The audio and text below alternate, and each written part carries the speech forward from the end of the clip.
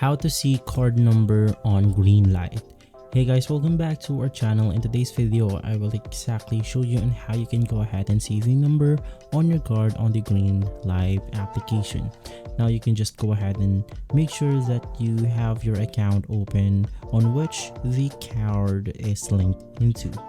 Right after that, you can now head over to your Greenlight dashboard, and from there you will go ahead and see a menu called Manage Cards.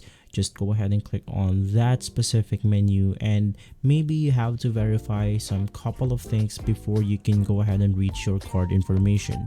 Click on your card information, and from there you will be able to see all of the information about your card, and that includes the number of the card itself. And so guys, if this video has been helpful, leave a like and subscribe. I'll see you again next time, and as always, thank you for watching.